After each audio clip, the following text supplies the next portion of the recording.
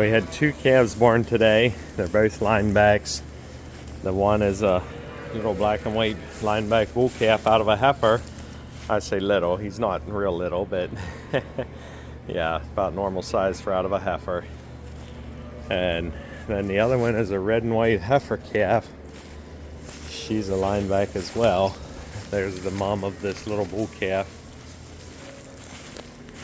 Over here is the heifer calf and its mom. Yeah, her mom just calved. I think this is her third or fourth actually. Actually, I believe she's fourth. I'd have to look for sure. But by her number, that's what I would guess. A couple more springing close. There's one that's springing close. Probably be fresh in a couple days. The sunrise this morning is absolutely beautiful.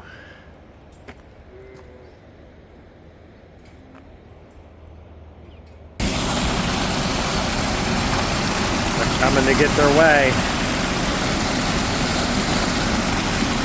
Saturday morning here, November the 8th or 9th. Yeah, I milked this morning.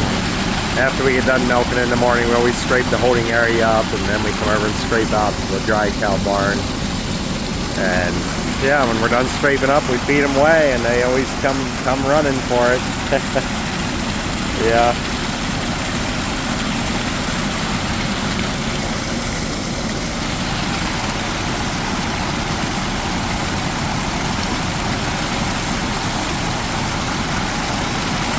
Looks like it's going to be a beautiful day. It's been really, really dry here of late. We didn't have any rain at all the whole month of October, other than enough to make the road wet a time or two. And had just a little shower here the other night, maybe 3 days ago. I think barely, didn't even quite measure a tenth. I think there was about a half a tenth in the gauge. We're talking about a couple tenths of an inch tomorrow, so hopefully we'll get something, saying 3 to 4 tenths. Yeah, we haven't had any measurable rain for close to 6 weeks now, but it's the time of year it's not as critical. It would be good to get a good rain to get our small grain up and going good. Most of the small grain's doing fairly well, but what we planted, the last we planted about 3 weeks ago, it's not coming the best over the ridges. But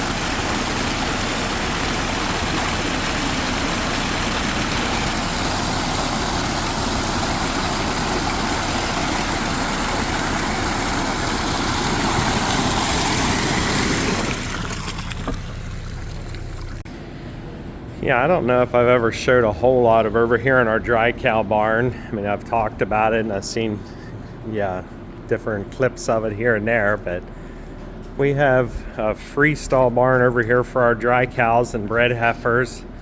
I say bred heifers. Whenever they're bred, probably 4 months, give or take a little, 4 to 5 months, they get moved in here with the dry cows. Yeah, we have 106 free stalls, I think, in here, and 110 headlocks over here along the feed lane. This barn would have originally been built as a bedded pack barn, and we would have had 80 headlocks over along this one edge.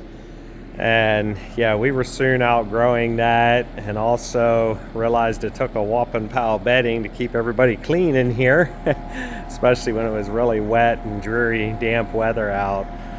So we ended up adding, like over here where this row of poles is, right here is where the headlocks used to be mounted. And then we added another whole section on the front. Like right here on the floor, right here below here is where we used to feed them.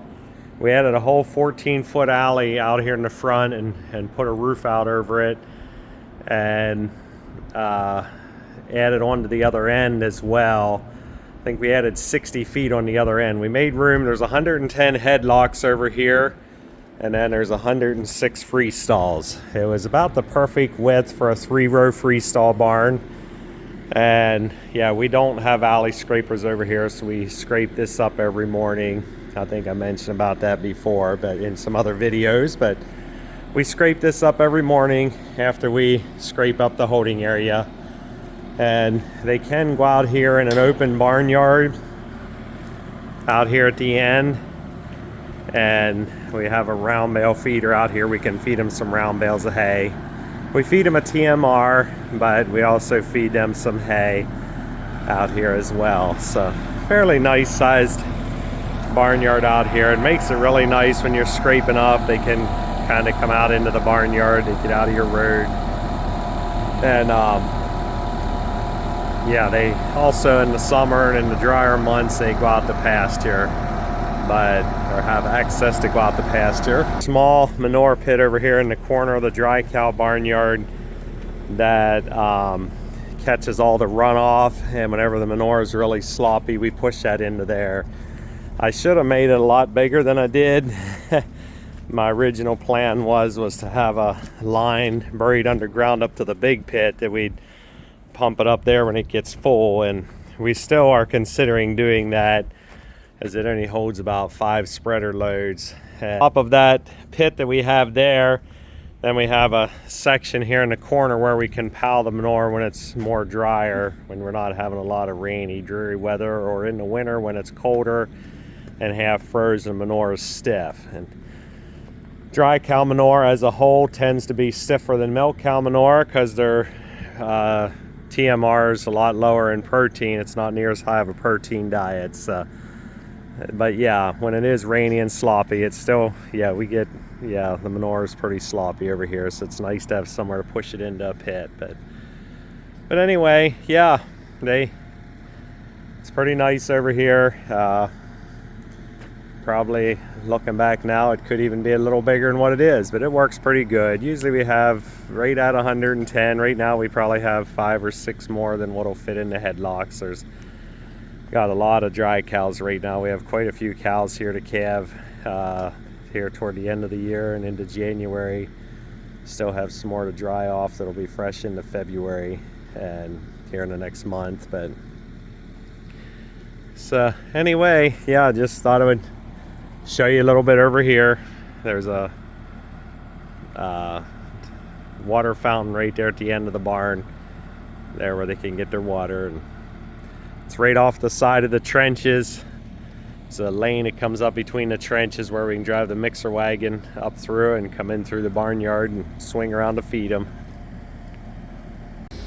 Yeah, well, the hoof trimmer's here today. It's Monday, November the 11th, and we have about 60 total to do, I think it is. It's about 35 milk cows and 22 or 25 dry cows. So yeah, they started about 7:30 this morning. We probably have another 10 or 12. It's about 11 o'clock. They're really running them through. Yeah, it shouldn't be about another hour. They should be done. Yeah, this is Monday afternoon. A hoof trimmer was here this morning.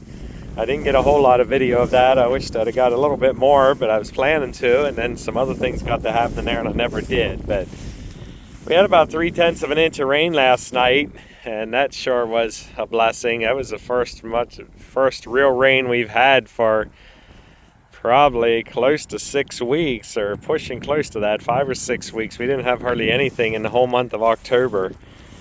Yeah, I'm out here in the one field of oats and radishes that we planted. It's mostly oats. There's a few radishes coming here and there. Just had a little bit of radish mixed in it. Here you can see a radish plant coming. They're not real big yet. Yeah, they're just really, really small. There ain't a whole lot to them yet, but yeah, we had planted about 125 or 128 acres of this stuff, mainly planning on it just being a cover crop. And this one field's looking so good, we might end up making a cutting off of it. We'll see once here. Depends on what the weather does.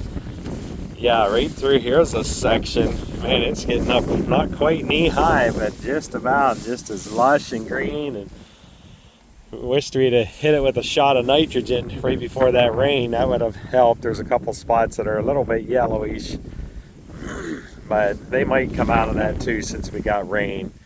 So we really hadn't had much of any rain, but yeah, we'll see.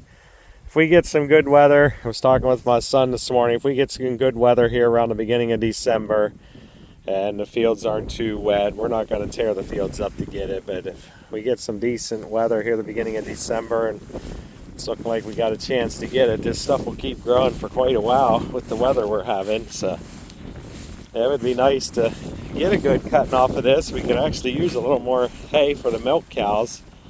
We'd probably bale it and wrap it. We don't, probably would be our best option for it. So, but yeah, we'll see what happens and what the weather does. Talking about another chance of showers maybe Thursday, and then again maybe the beginning of next week. But, and like I said, we're not going to get in here if it would happen to start getting really wet, or if we'd start getting snow or anything before that. We're not going to go too whatever with it. But if it keeps growing good and we keep getting some nice weather, we might go after it yet.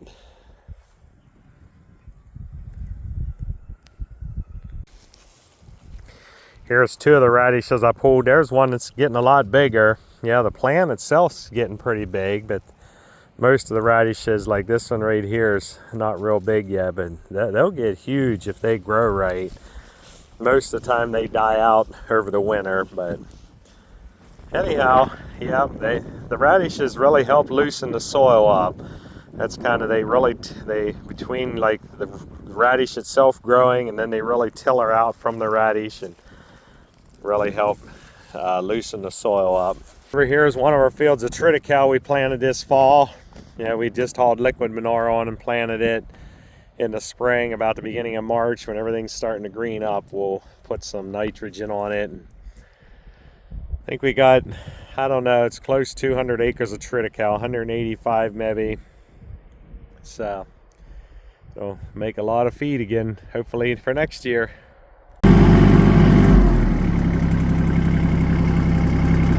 And the sunrise this morning is just absolutely beautiful.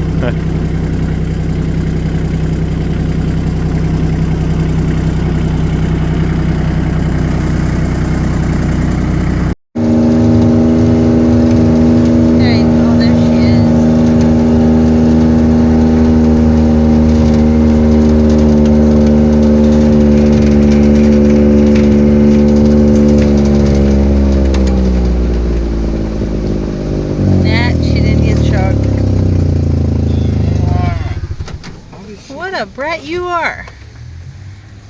Oh.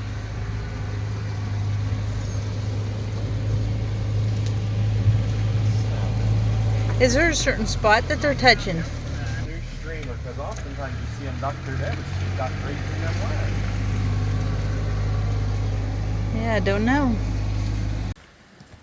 Today we're cleaning out a bunch of heifer pens, or I'd say a bunch of heifer pens, or one heifer barn. Yeah, we're up here where we keep our breeding age heifers. There's probably 60 to 65 up here. Oh man, something must have spooked them. I just left them back in. Ouch.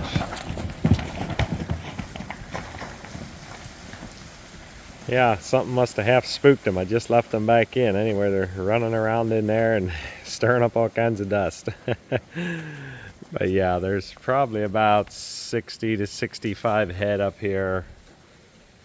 Maybe even close to 70. I'm not quite sure. There's 3 or 4 bulls up here running with them, and the rest are all heifers.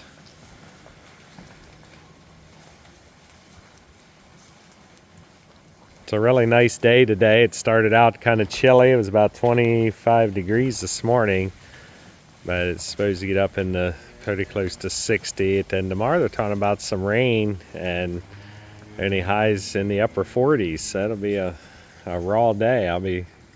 We'll be glad for some more rain, but it will be kind of chilly. So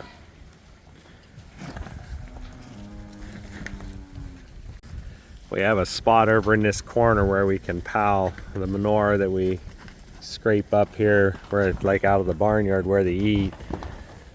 And we try to keep that cleaned up about, it depends if it's raining. If it ain't rainy weather, like the last while here, we haven't hardly had any rain. We clean it up about once a week, but normally we'd clean it up every 2 to 4 days, depending on the weather. Normally we try to scrape it up right before they're calling for a rain, so it don't turn into a bunch of really sloppy stuff that we can't really deal with. So, but yeah, works out pretty good. We built this barn, I'm gonna say 7 years ago now, probably. And originally we built it, we had a bunch of beef cows up here. We had some beef cows there for a couple years. And then our dairy started growing more, and beef prices weren't that great at that point. We needed more room for heifers, and I guess it was 2020, 4 years ago, we sold our beef cow herd. We had 53 or 55 head of beef cows, and in some ways I kind of wish we would have kept them, but I'm not sure where we'd have put them. We'd had to build another heifer barn if we'd have kept them. And when I say in some ways I wished we'd have kept them, right after we sold them, the beef price started climbing like crazy. And yeah, hell, everybody knows where it's at today. It's like everything else in the cattle industry. It's really, really high. But there again, I don't know if probably with the heifers and everything we have now, yeah, we have about enough work to do without trying to take care of a beef cow herd yet too. But one thing with the beef cow herd over the winter, when they're not nursing calves, yeah, it don't take a whole lot to keep them going, so you can kind of feed them some poor quality feed, so that would have helped. But anyhow, we don't have them, and at this point we don't have any plans to get any more. But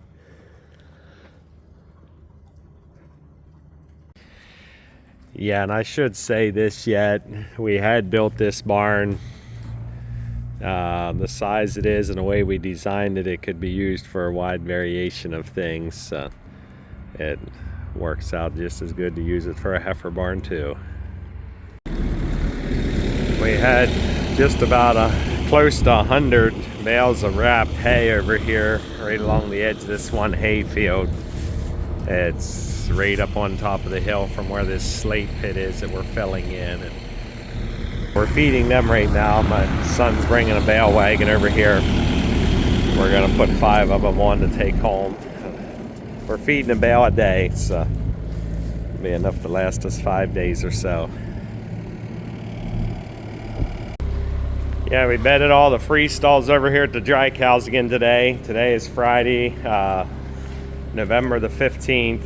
So yeah, I did a video here several days ago whenever I bedded these free stalls, and yeah, I forgot to mention that these stalls over here are just deep bedded stalls. We don't have any mattresses in here, and my wife Lois pointed out when she was watching one video that I think a heifer or two went walking straight through this double row. Whenever we first put these in, we put a post in for every stall, and then there's I say every stall.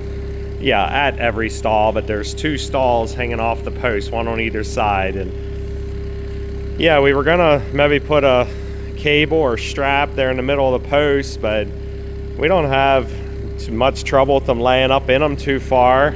I guess the neck rail positions them pretty much. Some of the smaller heifers might lay up a little farther than they should, but it's not been a problem. And it is kind of nice when we're scraping this out in here. If you have some heifers behind you, a lot of times they'll just dart right through the free stalls and go over to the other alley.